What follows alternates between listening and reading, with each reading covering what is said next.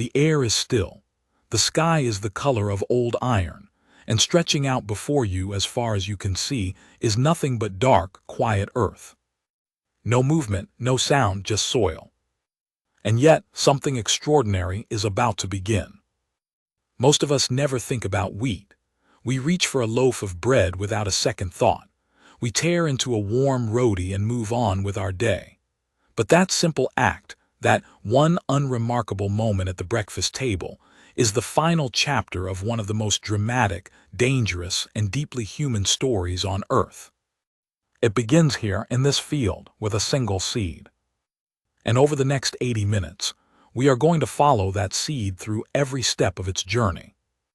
We are going to walk with the man who planted it, worry with him when the rains don't come, watch with him as invisible enemies close in from all sides, and feel what he feels when, after months of uncertainty, the field finally turns gold. This is not a farming guide. This is a love story between a human being and the earth. And it starts the way all great stories start, in the dark, before anything has happened yet, when everything is still possible and nothing is guaranteed. His name is Hamid. He is 53 years old. His hands are the kind of hands that tell a story before he opens his mouth, thick fingers, skin like old leather, knuckles that have learned the shape of a shovel handle over 30 years of use. He inherited this land from his father, who inherited it from his father before him. 3 generations of the same family, working the same soil, in the same corner of Punjab. Every September, Hamid walks his field alone. He does it early, before the rest of the house wakes up. He does it without a phone, without a notebook, without anything in his pockets except sometimes a small handful of last year's soil that he picks up and rubs between his fingers while he thinks. He is not doing this for exercise. He is reading the land. Farmers like Hamid carry knowledge that cannot be found in any university course. They know things about soil that scientists are still trying to measure with instruments. The weight of it between the fingers, the color after rain, the smell when it is healthy versus the smell when something is wrong. It is a language that takes decades to learn, and Hamid is fluent in it. But this September, something is bothering him. The monsoon rains came late this year. The soil dried out harder than usual. When he picks up a handful now and lets it fall, it doesn't crumble the way he likes. It drops in dry, chunky pieces like broken clay. He frowns. He rubs what remains between his thumb and palm. He looks up at the sky, which offers nothing. He has a decision to make. Because in a few weeks, this field needs to be ready to receive seed. And right now, the earth is not ready. The question of when to plant wheat is one of the oldest questions in human agriculture. Get it right, and the crop has a fighting chance. Get it wrong, plant too early or too late, and months of work can be undone before the seed even sprouts. Let's understand why. Wheat, unlike many crops, is what scientists call a cool season plant. It doesn't want the burning heat of summer. It wants something more patient, cool air, mild sun, and soil that sits between 14 and 22 degrees Celsius. At that temperature range, the seed wakes up, takes in water, and begins the chemical process of germination. But if the soil is too warm, the seed either delays or, in some cases, germinates too quickly and produces a weak, stretched plant that will struggle for the rest of its life. Hamid doesn't own a soil thermometer. He never has. Instead, he goes by a calendar that has been refined over generations, local weather patterns he has memorized, and the behavior of certain plants he uses as markers. When a particular weed in the corner of his field starts dying back on its own, he knows the soil is cooling. When the mornings start carrying that particular edge of cold that makes you want to keep your hands in your pockets, he knows the window is opening. This year, because of the late monsoon, that window is shifting. And Hamid, standing alone in his field, has to decide whether to wait for conditions to improve or to act now and trust the earth to catch up. He decides to wait one more week. It is the kind of decision that outsiders might call simple. But for Hamid, it carries the weight of everything: the family's income, a year of meals, loans taken from a cooperative bank in town that will need to be repaid whether the harvest comes in or not. He walks back to the house. His wife has tea waiting. He drinks it without speaking, which she understands, because she has known him for 26 years and has learned that this is the time of year when he goes quiet. The field waits. 1 week later, Hamid returns to the field with a different look on his face.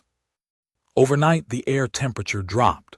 The soil, still holding some moisture from irrigation he ran 3 days ago, has changed.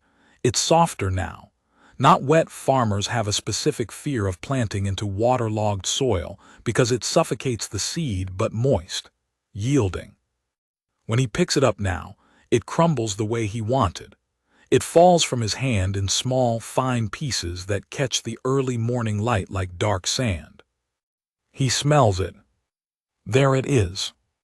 Healthy soil has a specific scent. If you have ever walked in a forest after rain and noticed that deep, rich, almost earthy perfume rising from the ground, you have smelled it. Scientists actually identified the chemical responsible for this, a compound called geosmin, produced by a type of bacteria called Streptomyces that lives in the soil. When soil is healthy and moist, these bacteria become active, and they release geosmin as a byproduct. The smell we love, what many cultures call the smell of rain, or the smell of the earth, is actually bacteria telling us the soil is alive. Hamid doesn't know the word geosmin, but he knows what that smell means. It means the field is ready. He calls his neighbor's son, a young man named Tariq who helps with the heavy work at planting time, and by mid-morning, the two of them are on the field with a tractor pulling a seed drill, a machine that cuts narrow furrows into the soil at precise intervals, drops seeds to a controlled depth, and covers them again in one continuous motion. The seeds being planted today are not wild. They are the result of decades of scientific breeding, a variety called Punjab 11, developed by agricultural researchers specifically for the soil and climate conditions of this region. Each seed has been treated with a thin chemical coating, fungicide to prevent early mold, and its outer shell is harder and more resistant than it looks. Hamid loads the seed drill's hopper himself. He runs a handful of seeds through his fingers before he closes it, checking for anything that doesn't look right: shriveled seeds, broken seeds, seeds that feel light and hollow. Anything that doesn't pass his inspection gets discarded. Only the heaviest, most solid seeds go in. Because here is something most people don't realize: not all seeds are created equal. A heavy, dense wheat seed carries more stored energy than a light one. That stored energy, packed inside the seed in the form of starches and proteins, is what the new plant will survive on in its first days of life, before it develops its own ability to feed itself through photosynthesis. A seed with more reserves will produce a stronger seedling. A weak seed will produce a plant that starts behind and may never fully catch up. Hamid's grandfather taught him this. He didn't have a laboratory to prove it, but modern agricultural science has confirmed exactly what he knew. The drill moves across the field in slow, parallel lines, pressing seeds into the soil at a depth of about 4 to 5 centimeters, deep enough to find consistent moisture, shallow enough to allow the emerging shoot to reach light without exhausting itself on the journey up. By evening, the field looks identical to how it did this morning. The soil surface is barely disturbed. There is nothing to see. But beneath the surface, something has already begun. The first thing a wheat seed does when it contacts moisture is called imbibition. It sounds like a complicated word, but it describes something almost beautiful the seed drinks. Through tiny pores in its outer coating, water moves inward, slowly at first, then faster. As the water enters, the seed swells.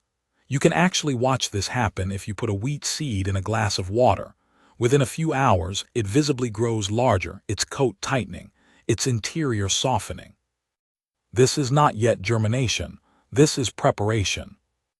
Inside the swelling seed, water is activating enzymes that have been dormant, some for months, some since the seed was formed on last year's wheat plant.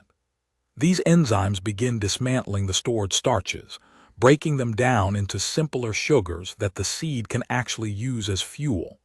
It is as if someone has just switched on the power inside a dormant machine. Within 24 to 48 hours, if soil temperature and moisture remain right, the first visible sign of life appears. A tiny root emerges from the base of the seed. It is called the radicle, and it is almost impossibly thin, thinner than a human hair, pale white, almost translucent. It pushes directly downward, guided by gravity. Not up, not sideways, down. This is called gravitropism. The root cells are sensitive to gravity and grow in response to it, ensuring the root always finds its way toward water and nutrients in the deeper soil. Hours after the radicle appears, a second structure emerges from the seed, the coleoptile, a protective sheath that pushes upward toward the surface like a tiny green spear, encasing the first true leaf of the plant and protecting it from soil abrasion as it forces its way toward light. Hamid is not watching any of this.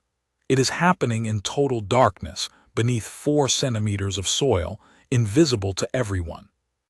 But it is happening. And within 7 to 10 days of planting, if conditions stay cooperative, the first green shoots will appear above the surface of the soil, arranged in the neat rows left by the seed drill, so thin and pale at first that you could mistake them for grass. The wheat field is being born. But here is something Hamid knows, and something that most people driving past this field on the road outside would never suspect. The moment those first shoots appear above ground, the field enters a state of war. Not a metaphorical war, a literal biological conflict involving hundreds of species, fought in the air, on the surface, and deep underground, every hour of every day.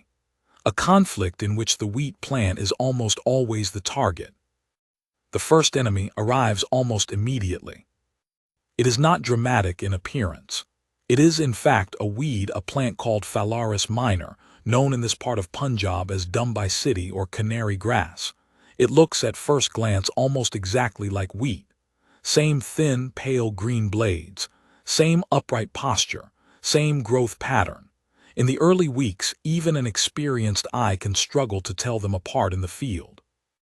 But Phalaris minor is not wheat, it is a competitor.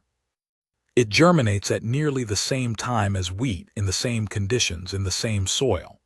And unlike wheat, which is growing toward a single goal, producing grain, Phalaris minor is growing toward one goal only: surviving long enough to reproduce, to spread its own seeds across the field, to multiply.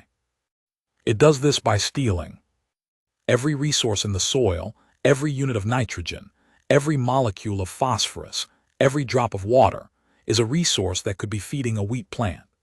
When Phalaris minor captures it first, the wheat plant goes without.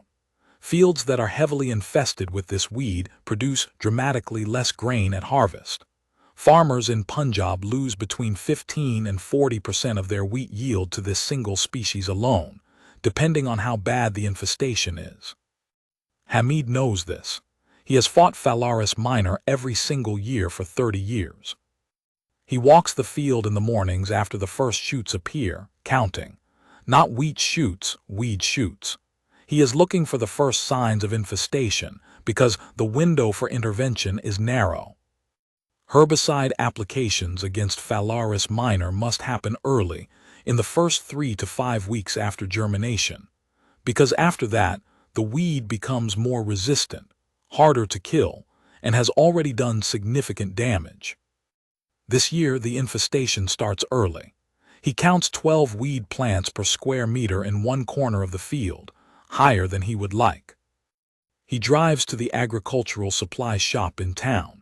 He buys a herbicide called Clodinafit propargyl, a chemical compound that works by disrupting an enzyme specifically found in grass-type plants, an enzyme called acetyl-CoA carboxylase. Without this enzyme functioning, the grass cannot produce the fatty acids it needs to build new cell membranes. It stops growing. Within days, it dies. The beauty of this herbicide is its selectivity. Wheat, being a different type of plant despite its grassy appearance, responds differently to the chemical. It has a natural mechanism that processes and neutralizes clodenapha before it causes serious damage. The weed does not. Hamid mixes the herbicide precisely, following the dosage instructions he has memorized from years of use, and applies it in the early morning when the air is still, and there is no wind to carry the spray where it shouldn't go. Within a week, the Phalaris minor in that corner of the field begins to yellow. The leaves curl. The growth stops. 2 weeks later, the weeds are brown and collapsing back into the soil, while the wheat plants, untouched, unfazed, continue their quiet growth. One enemy down. But the war is far from over. By the time the wheat plants are 3 weeks old, they enter one of their most vulnerable stages. The individual seedlings, which started as single shoots, begin a process called tillering. If you have ever seen a wheat plant and noticed it didn't look like a single stalk, but rather a small cluster of several stalks emerging from the same base, that is tillering. It is the plant's strategy for multiplying its productive capacity without needing to grow from a new seed. Each tiller is a potential grain-bearing stem. A healthy wheat plant can produce 3 to 7 tillers under good conditions. A weak plant may produce only 1 or 2. But tillering requires energy, and energy requires nutrients. This is when Hamid applies his first round of nitrogen fertilizer, urea, a white crystalline compound that dissolves readily in soil water and releases nitrogen that plant roots can absorb directly. Nitrogen is the engine of plant growth. It is a core component of amino acids, which build proteins, which build every living cell in the plant. Without adequate nitrogen at this stage, tillering is suppressed, the plants remain thin and weak, and everything that follows, grain development, final yield, suffers as a consequence. But here is where it gets complicated. Too little nitrogen and the plant struggles. Too much and something unexpected happens. The plant grows too much leaf, too quickly. It becomes lush and dark green and beautiful to look at. And it becomes, in that lushness, a target. Because there is something moving through Punjab's winter air that finds lush, fast-growing wheat irresistible. It is a fungus. It travels as microscopic spores, light enough to be carried for hundreds of kilometers on wind currents. It cannot be seen without a microscope. It has no weight. It makes no sound. And when it lands on the surface of a wheat leaf, if the temperature and humidity conditions are right, it does something remarkable. It wakes up. The spore germinates, just as a seed does, but faster and with very different intentions. It extends a thin filament called a germ tube that presses against the leaf surface, searching for an entry point. When it finds a natural opening in the leaf, a tiny pore called a stoma, which the plant uses for gas exchange and which it cannot close permanently because it needs them to breathe, the fungus enters. Once inside, it is invisible. The wheat plant continues growing, looking perfectly healthy. There is no outward sign that anything is wrong. But beneath the surface of the leaf, the fungal filaments are spreading, branching, moving between cells, feeding. This is the beginning of a wheat disease called yellow rust, or stripe rust, caused by a fungus with the scientific name Puccinia striiformis. It is one of the most destructive wheat pathogens on Earth, capable of destroying entire harvests if conditions favor it. And the conditions that favor it most are exactly the conditions Hamid's field is experiencing. Cool temperatures between 10 and 15 degrees Celsius, high humidity, and dense, well-fertilized crops where plants grow close together and moisture clings to leaves. Hamid doesn't know it yet, but somewhere in his field, the fungus has already arrived. The first sign appears 6 weeks after planting. Hamid is walking the field on a Tuesday morning when he notices something unusual. On one plant, near the center of the field, the leaves have developed a faint yellowish striping, thin, parallel lines of pale color running along the leaf blade, as if someone drew on it with a faint yellow marker. He stops. He crouches down and looks more closely. He picks the leaf and holds it up to the light. He has seen this before. He knows exactly what it is. Yellow rust. The characteristic striping is caused by pustules, tiny raised blisters on the leaf surface, where the fungus has completed its first reproductive cycle inside the plant and is now bursting through the leaf tissue to release a new generation of spores to the air.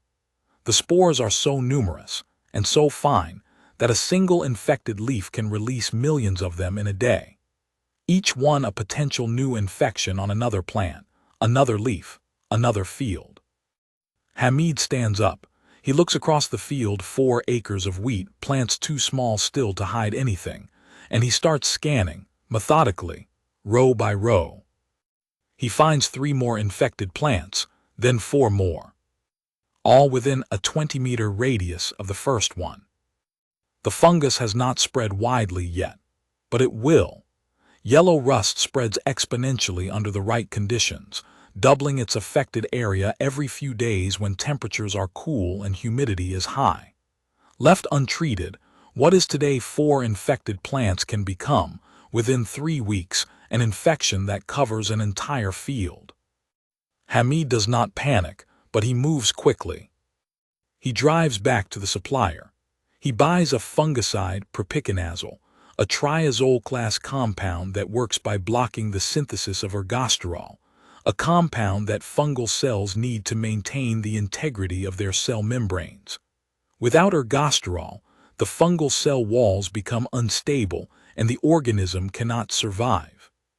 He applies it the same afternoon. But here is the thing about fighting yellow rust. You are always fighting yesterday's infection. The fungicide you apply today does not undo the damage already done to infected leaves. What it does is protect the healthy tissue from new infections. It creates a chemical barrier on the leaf surface that kills incoming spores before they can germinate. So the infected leaves remain infected, but they become, in a sense, the last generation. The spread stops. Over the next 10 days, Hamid watches the field carefully. The infected plants do not recover, their yellow-striped leaves remain and eventually die off, but no new infections appear. The fungicide has held the line. He exhales. One more threat survived, barely. The wheat is now 2 months old.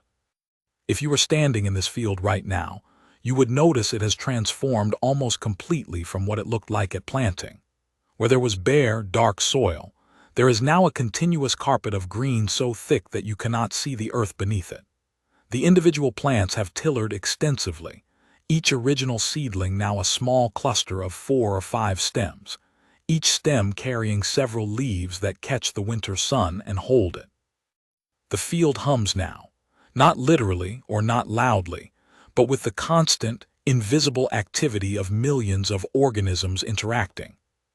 Beneath the soil, the wheat roots have grown deep.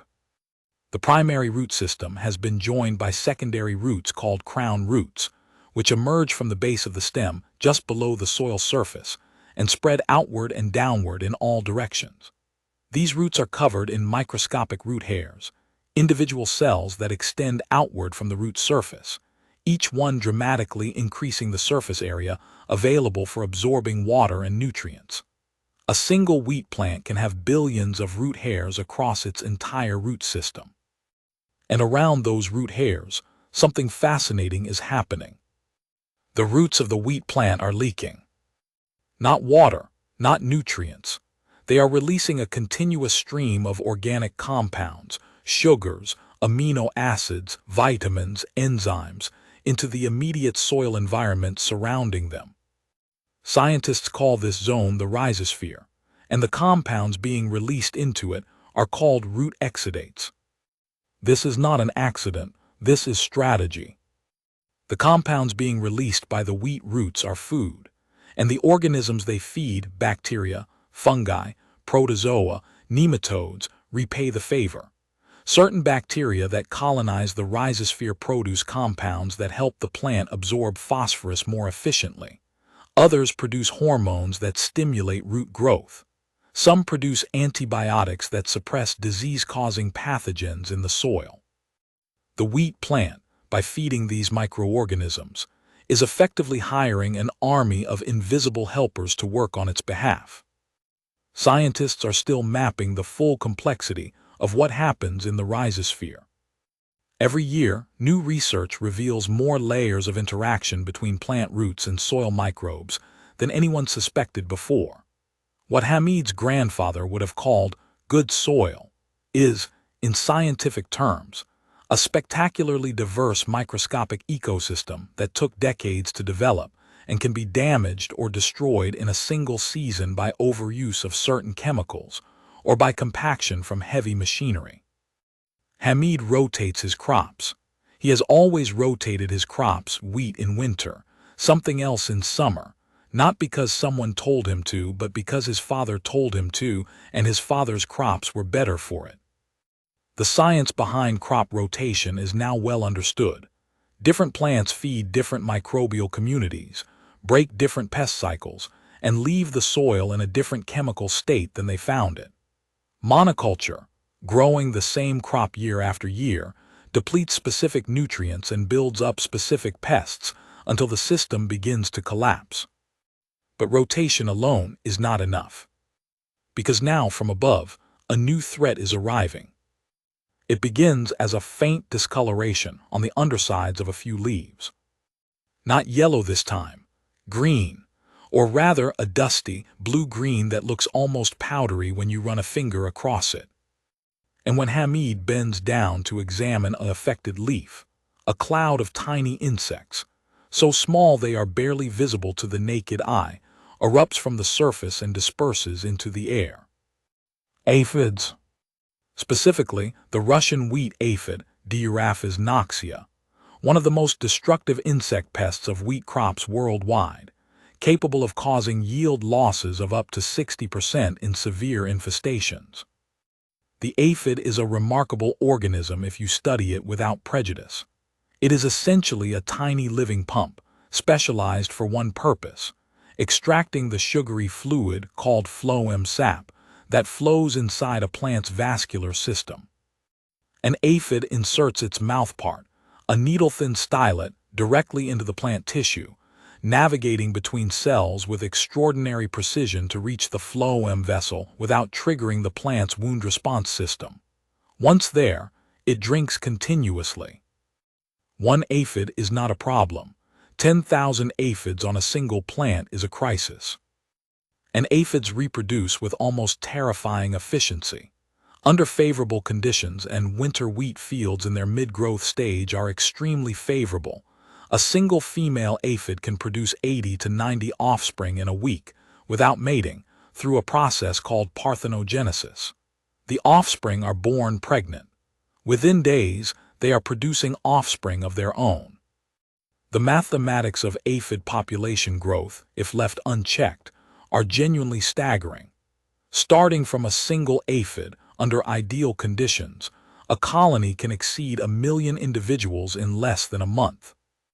But the aphid does not only steal food, it also injects. As it feeds, the aphid introduces saliva into the plant tissue.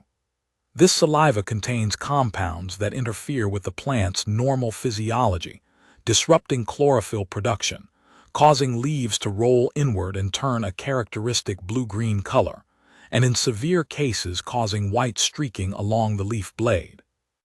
The Russian wheat aphid's saliva is particularly destructive. It produces a toxin that blocks the phloem vessels themselves, preventing the plant from moving nutrients and sugars to where they're needed. And there is one more thing the aphid carries. Barley yellow dwarf virus, BYDV, one of the most widespread plant viruses in the world. The aphid picks it up by feeding on an infected plant and transmits it to the next plant it visits. The virus causes stunting, yellowing, and sterility in infected wheat plants. A field with high aphid populations and BYDV presence can lose half its yield before harvest. Hamid stands up from examining the leaf and looks across the field. He needs to count again. He needs to know how bad this is. He walks in a systematic zigzag across the field, stopping every 20 paces, bending down to examine individual plants. He is looking for aphids, for the characteristic leaf rolling, for the blue-green discoloration. What he finds worries him. The infestation is patchy but widespread, not confined to one corner this time, but scattered across the field in multiple spots. That means they came from the air. The aphids, capable of flight in their winged form, have moved in from outside the field, possibly from a neighboring crop, possibly blown in on wind currents from farther away. He calls the agricultural extension officer, a government agricultural advisor whose phone number is saved in his phone. He describes what he sees. The officer asks questions. What percentage of plants are affected? Are the leaves rolling? Is there any white streaking? Have aphid populations appeared in neighboring fields? Yes. The officer advises, spray with an insecticide. Imidacloprid, a neonicotinoid compound, is effective against aphids. And this is the part that Hamid listens to carefully. The officer also says to check whether there are natural predators present in the field before spraying. Because aphids have enemies, and if those enemies are already doing their work, a chemical spray might do more harm than good. Hamid goes back to the field the next morning with a magnifying glass. And here, if you were watching through that magnifying glass with him, you would witness something that most people never see. One of the most ancient and effective pest control systems on Earth, operating silently in an ordinary wheat field in Punjab. On the underside of a leaf near an aphid colony, there is a ladybird beetle. A small one, orange and black, barely 4 millimeters long. It is eating aphids, methodically, one after another. An adult ladybird beetle can consume up to 50 aphids per day. Next to it, almost invisible against the pale leaf surface, there is a lacewing larva, the juvenile form of a delicate green flying insect. Lacewing larvae are sometimes called aphid lions because of their predatory behavior. They are elongated, brownish, equipped with curved mandibles, and they eat aphids with extraordinary efficiency. A single lacewing larva can consume 200 aphids in its larval stage. And above the field, barely visible, a parasitic wasp no bigger than a sesame seed hovers over the crop.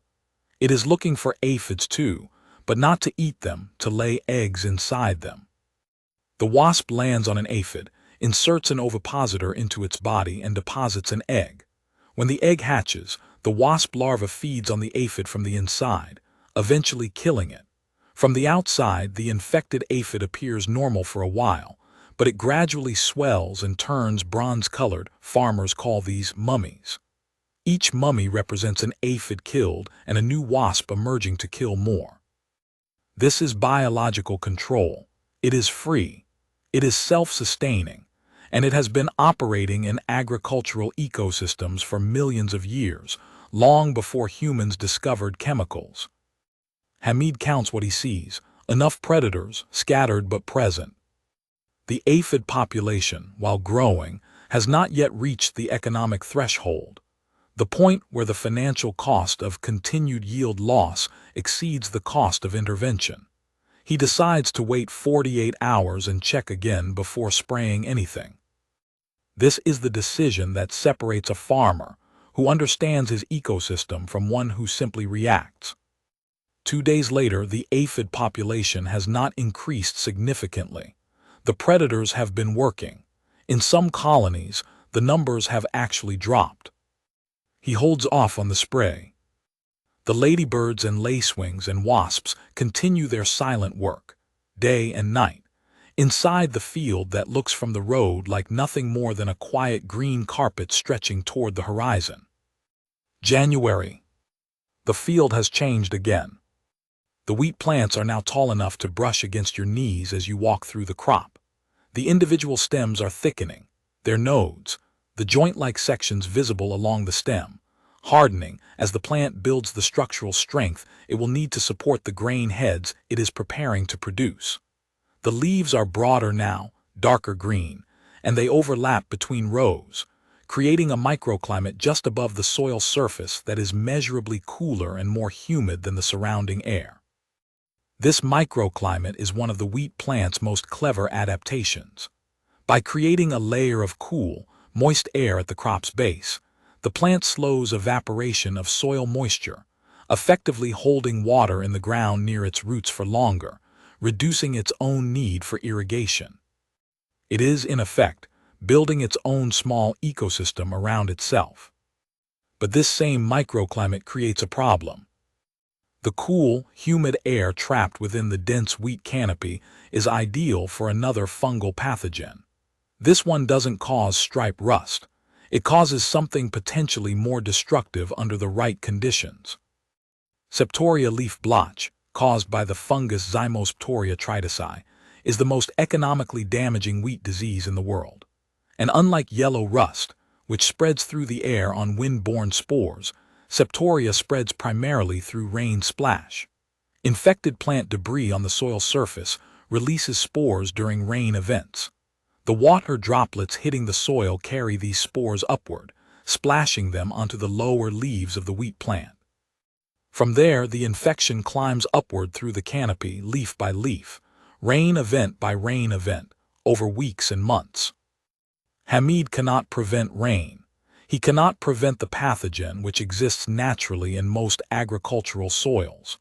What he can do is scout carefully, treat early, and choose wheat varieties with some degree of natural resistance, which Punjab 11 has, though resistance is not immunity.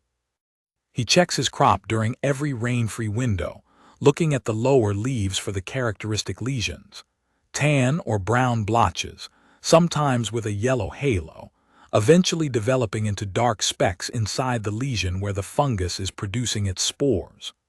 The lower leaves, which are oldest and closest to the soil splash zone, show symptoms first. He finds early lesions on week 9.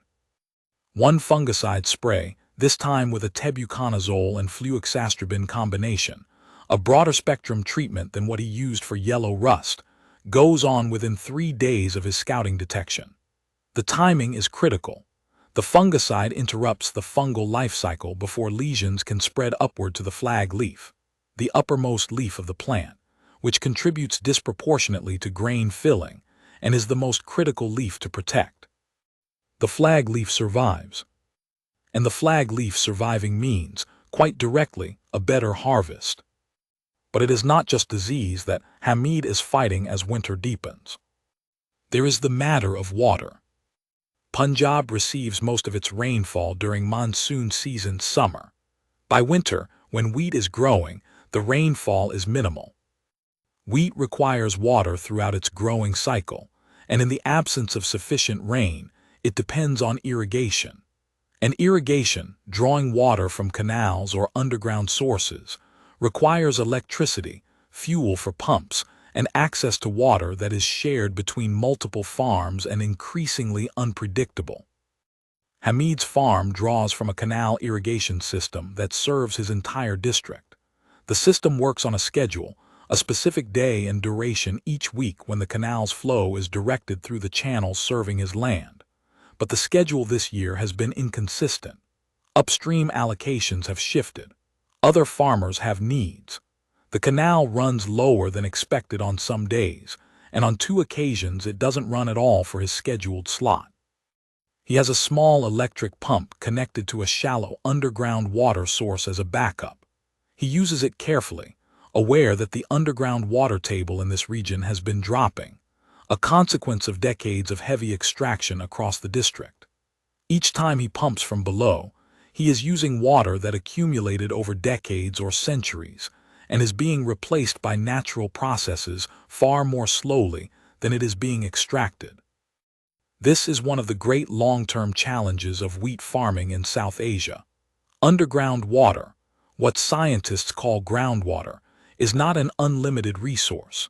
In the districts of Punjab, Pakistan, and India, the water table has been dropping measurably and consistently for years, in some places by half a meter or more per year.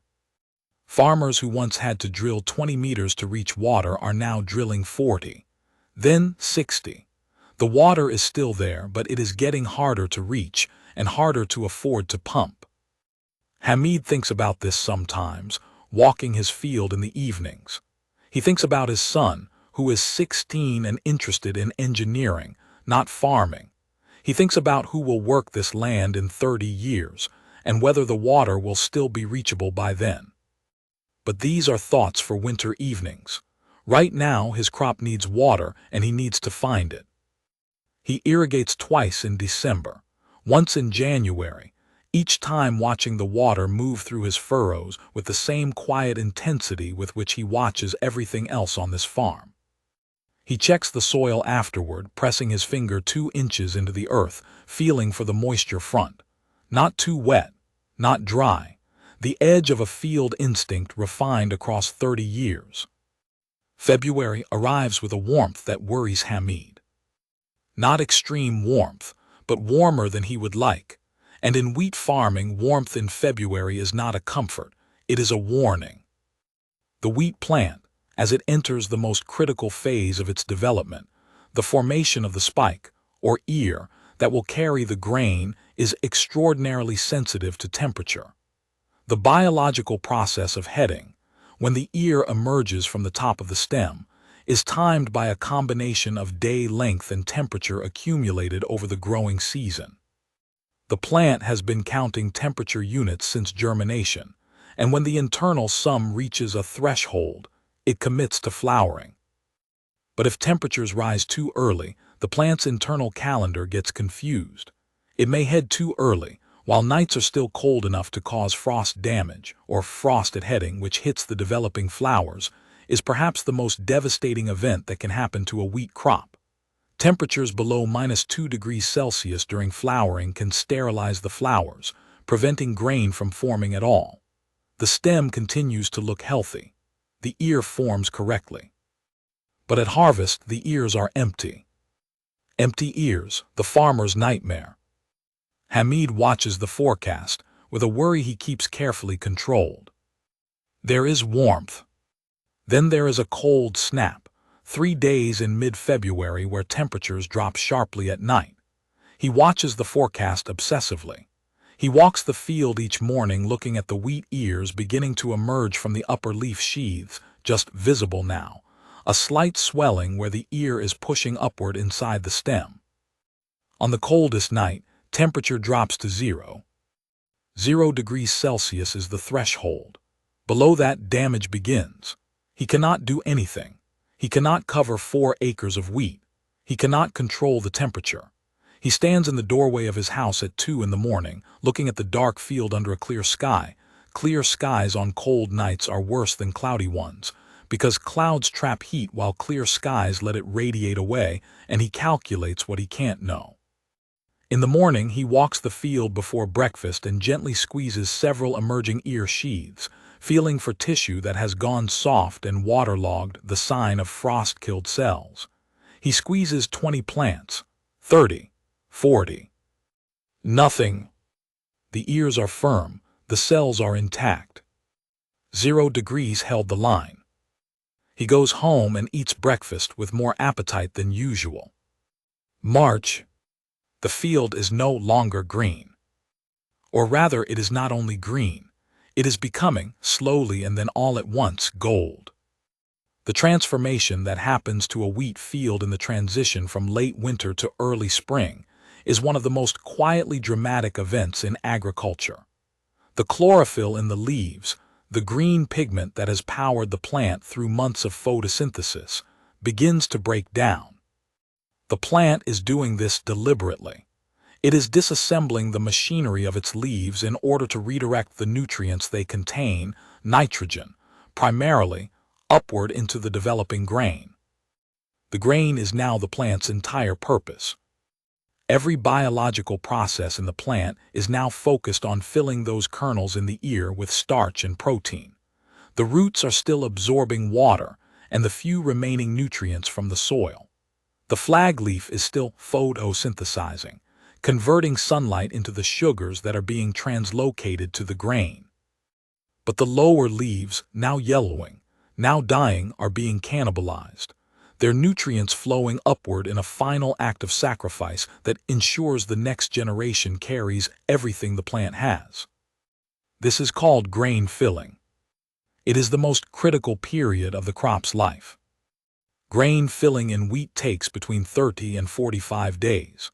During this period, the weight of an individual grain increases from almost nothing to its final harvest weight, roughly 40 to 50 milligrams per kernel, depending on variety and conditions.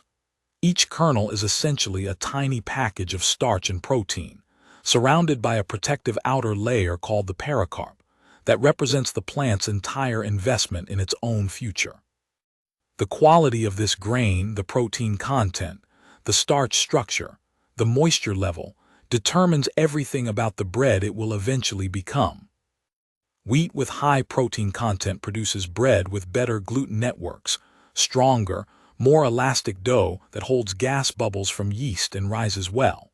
Wheat with lower protein makes cakes and pastries with a more tender crumb. Flour millers know this, and they pay different prices for grain depending on its protein content, which is determined by a combination of genetics, nitrogen availability during grain filling, and the weather during this final month. The weather during grain filling can make or break everything.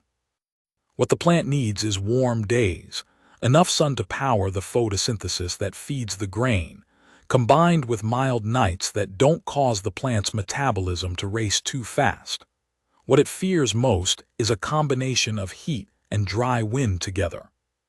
In Pakistan and India, this combination has a name: the Lu. The Lu is a hot, desiccating wind that arrives from the west in March and April, with temperatures sometimes exceeding 40 degrees Celsius and humidity so low that it strips moisture from plant tissues faster than the roots can replace it. When the Lu hits during grain filling, the kernels shrink. Not dramatically, not to the naked eye, but measurably. The starch filling process is cut short. Instead of the full 40 days of filling, the plant is forced into early maturity, producing kernels that are smaller, lighter, and with lower protein content than they would have been. Hamid has lost grain to the Lu before. Most farmers in Punjab have. You cannot stop it. You can choose varieties that mature slightly earlier and may complete grain filling before the worst of the hot winds arrive. You can irrigate during the Lu. Water helps keep the plant's temperature down and reduces the rate of moisture loss. But these are partial measures. The Lu is larger than any single farmer's ability to fight it. This year, the Lu comes in the last week of March. It comes on a Saturday starting mid-morning. Hamid feels it before he consciously identifies it: a dryness in the air, a shift in the wind direction, a warmth that has a different quality from normal spring warmth. He goes to the field immediately. The wheat, now tall and golden green, sways in the wind in long, beautiful waves, and if you were watching from a distance, you might think it was one of the most beautiful things you had ever seen. But Hamid is not looking at the beauty. He is looking at the speed of the wind. He is testing the air with his cheek. He is counting the days since his last irrigation and calculating whether the soil moisture is sufficient. He runs water that afternoon, long irrigation reaching every part of the field. The Lu lasts 4 days. On the 5th day, normal spring air returns, milder, less aggressive. The wheat, still standing, slightly stressed but not broken, resumes its quiet work of filling grain. When Hamid checks the ears on day 6, cracking open a few kernels with his thumbnail and pressing on the contents, he finds what he was hoping for. The grain is still soft and milky inside. In wheat terminology, this is called the milk stage, and it means grain filling is still actively occurring. The Lu came too early to cause permanent damage. The crop is behind, perhaps slightly, but it is still filling. He will not know the final yield until harvest. But for the first time in weeks, he allows himself to believe the crop will be all right. April. The field is gold now, completely, unmistakably, breathtakingly gold. The transformation is total.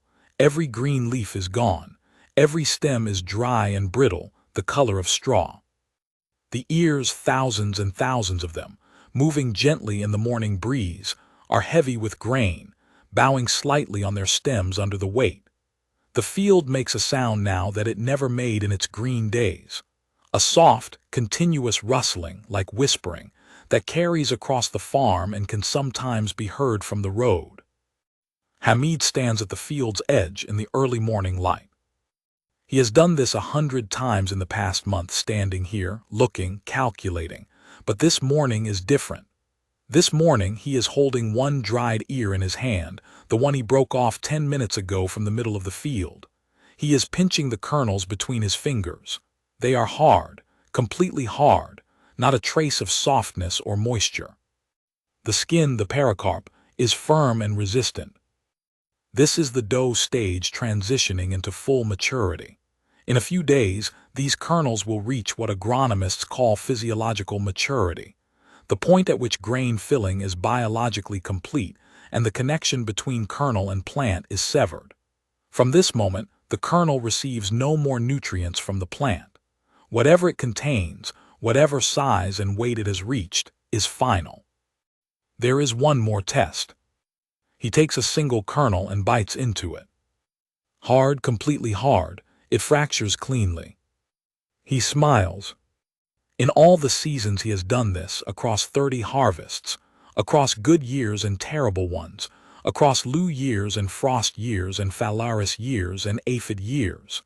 This moment, this bite, this hard, clean fracture of a ripened kernel never loses its weight. The wheat is ready. Harvest is not the quiet event that people who have never seen it might imagine. It is loud, mechanical, dusty, expensive, and completed under a time pressure that makes everything else in farming seem leisurely by comparison. Because once wheat is physiologically mature, the window for harvest is not infinite. Rain on mature grain causes it to sprout, a process called pre-harvest sprouting, where the kernel, sensing moisture, begins to germinate inside the ear while still attached to the plant. Sprouted grain is worth a fraction of clean grain on the market. Strong winds can cause lodging, where the stems, dry and weakened, snap or fall over, tangling together and making machine harvesting extremely difficult. Heat can cause the grain moisture to drop so far that the ears begin to shatter, individual kernels falling to the ground during harvesting operations, lost forever. The harvest window in Punjab is typically 2 to 3 weeks in April. Every combine harvester in the district is booked weeks in advance. Farmers with good relationships with contractors get their machine when they need it. Others wait. Hamid has a relationship with a contractor he has used for 15 years. The machine arrives on a Monday morning, a large combine harvester, painted red and sun-faded, with a cutting head wide enough to harvest a 4-meter swath in a single pass. The operator climbs into the cab. The engine starts with a sound that you can feel in your chest from 50 meters away, and it moves into the field. What happens inside a combine harvester is almost magical when you understand it. The cutting head severs the wheat stems near the base. The cut material is conveyed backward into the machine's body, where a cylinder and concave mechanism threshes it, separating the grain from the straw by rubbing and beating. The straw is carried backward and deposited out of the machine in windrows. The grain and chaff, the lighter husks, are separated by a combination of sieves and air flow inside the machine. The grain drops through the sieves and is elevated into a grain tank on the machine's body. The chaff is blown out the back. In 45 minutes, one combine harvester can do what would have taken 100 people a full day to do by hand. It is one of the most consequential inventions in human history, not glamorous in the way that spacecraft or computers are glamorous, but responsible, more than almost any other technology, for the ability of the modern world to feed 8 billion people. Hamid watches from the field's edge. He watches the wheat fall before the machine with something that is hard to name exactly. It is not sadness. He is glad for harvest. It is something more like reverence. This crop that has been alive, that he has walked with for 6 months, that he has worried over and fought for and cared for, it is ending now, being transformed into something else. The living field becoming grain in a tank. By afternoon it is done. 4 acres of wheat, harvested in a single long working day. The field is bare again, stubble left behind, straw in windrows, the soil exposed to the sky for the first time since October. It smells different now, not the cool, bacterial richness of moist, healthy soil. Dry, hot, dusty, the smell of completion. The combine's grain tank has been emptied 3 times into a truck that is now driving to the grain market in town. Hamid drives behind it in his own vehicle, a notebook on the seat beside him with his yield estimate worked out on a corner of 1 page. He expects approximately 2.5 tons per acre. On 4 acres, that would be around 10 tons total. At current market prices, that translates to a specific number he has been calculating for weeks. The number that determines whether this year's loans can be repaid, whether his daughter's school fees are covered for the next semester, whether there is enough left over to prepare the field for next season's crop. At the market, the grain is weighed, sampled for moisture content and protein level, and offered a price per 40 kilograms. The weight comes in at just under 11 tons, better than his estimate. The moisture is right. The protein level is acceptable, not exceptional, slightly reduced by the loo as he expected, but within the normal market range. The price offered is within the standard government support price. Nothing exceptional, nothing to celebrate wildly, but enough. He stands at the grain market, signing the paperwork, and there is something in his face that is quieter than the happiness you might expect. It is the specific quiet of a man who has carried something heavy for a long time and has just set it down. Not joy, exactly. Relief. Completion. The satisfaction that belongs to work that has been done correctly over a long time. He calls his wife from the market, tells her the numbers. She is quiet for a moment. "Thank God," she says. "Yes," he says. He drives home alone, past the field that is now empty, past the stubble that will be turned into the soil in a few weeks before the next crop. The field that 6 months ago was bare earth and now has fed through the grain market, through the mill, through the flour bag, through the bakery, families he will never meet in cities he may never visit, who will eat the bread made from his wheat without ever knowing his name. There is a kind of knowledge that lives in the human body and not in any book. It is the knowledge of how to read a field that is telling you something, how to feel whether soil is ready to receive seed, how to smell health in the earth, how to watch a plant and sense when something is building underneath the surface before the symptoms appear, how to stand in a field in the dark in February and calculate whether 0 degrees will hold or break. This knowledge takes a lifetime to build, and in many parts of the world it is disappearing as young people leave farming for cities, as the economics of small-scale agriculture make it harder to survive, as the pressures of climate change make the old calendar knowledge less reliable than it once was. The windows Hamid learned from his father are shifting. The monsoon behaves differently than it did a generation ago. The loo comes earlier in some years. The frosts that were predictable are now unpredictable. Scientists are developing new tools, satellite imagery that can detect early disease signatures in crops before they're visible to the human eye. AI systems that can analyze soil data and predict nutrient needs. Drought-tolerant wheat varieties that maintain yield even under water stress. These tools will matter. They will extend what farmers like Hamid can do, allow them to fight more precisely, waste less, protect more.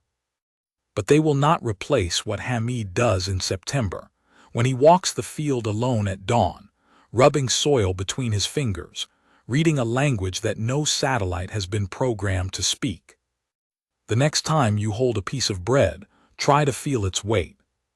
Not just its physical weight, though that too is extraordinary if you think about what went into it. Months of a specific field's history, the particular combination of sunlight and water and soil that existed in one corner of Punjab in one specific year. Not just the chemistry of flour and water and yeast and salt, but the invisible weight. The weight of 30 years of knowledge in a pair of hands that learned from another pair of hands, which learned from another. The weight of January nights when someone was awake at 2 in the morning, watching a thermometer. The weight of a decision made at a grain market on an April afternoon by a quiet man who said very little and signed a form, and drove home past a field that is already, in his mind, next season's field. Agriculture is the oldest contract between human beings and the earth. It predates writing. It predates cities. In some form or another, people have been standing at the edges of fields, reading the soil, watching the sky, worrying about water and pests and heat and frost, for at least 12,000 years. Everything that human civilization built, art, science, philosophy, medicine, language, this very conversation, was built on the foundation of someone's ability to grow grain in a field. Hamid will do this again in October. He will stand at the edge of his field at dawn, before anyone else is awake, and he will pick up a handful of soil and rub it between his fingers. He will smell it. He will make a decision that no algorithm has been asked to make yet, and no satellite has been trained to anticipate. And then once again he will plant.